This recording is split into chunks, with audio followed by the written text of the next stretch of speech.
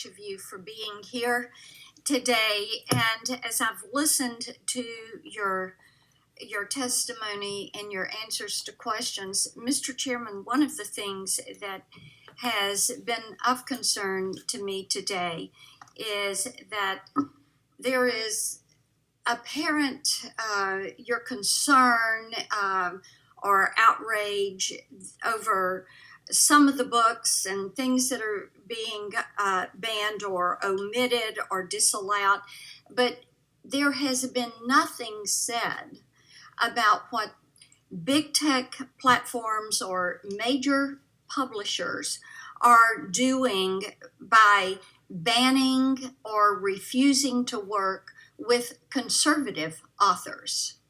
And that is a troubling trend that I have seen. I have heard from Tennesseans about some companies that are more left-leaning or are liberal media companies, and they are choosing to disallow publications. You've had something with Vice President Pence. You've had something with Justice Barrett. But that is not brought in to this hearing.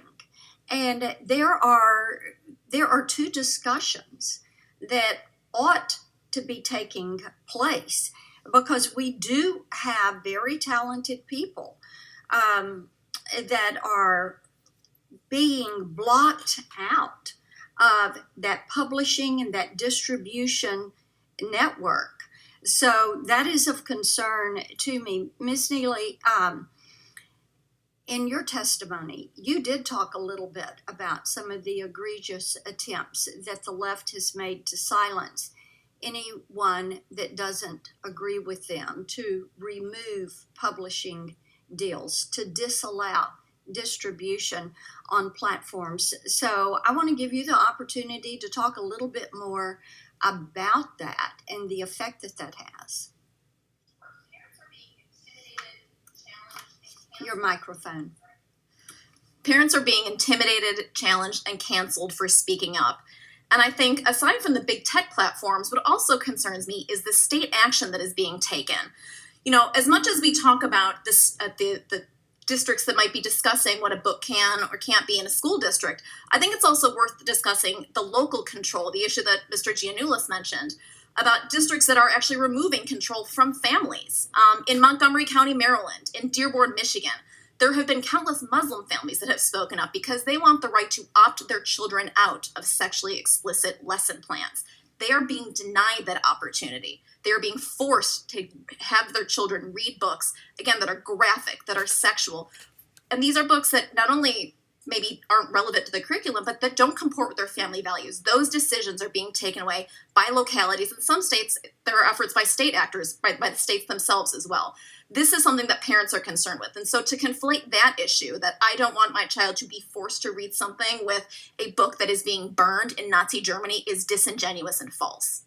Well, parental rights are something we hear a lot about in Tennessee, and I think we are just very fortunate to have some really wonderful, dedicated teachers who have worked with parents and have allowed parents to be involved in a child's education. I think it's important that parents have the ability to participate and to have that say. So tell me what you're hearing from parents when it comes to directing the children's education and what they are hearing. You've spoken about a couple of things. What are they hearing when it comes to blocking some of this sexually explicit or pornographic material? One problem they have is simply gaining access to know what their child is learning at all. Parents are being forced on a regular basis to file public records requests, and when they file those records requests, they are being charged hundreds, if not thousands of dollars. Recently from Fairfax County, Virginia, I received a FOIA estimate of $35,000 to gain access to materials. That is appalling. That is meant to discourage and chill parental involvement and engagement in these issues. It is meant to tell families, go away, you're not welcome here. The experts know what they're doing. We saw the Democrat Party of Michigan put a Facebook post out saying, the purpose of public education is not to is to teach children what society needs them to know. Implicit in that is that they know better than we do, than families do, what society needs them to know. That is an insult, it is a slap in the face to families, and that is something that families will continue to fight against. Thank you. Thank you, Mr. Chairman. Senator Holy?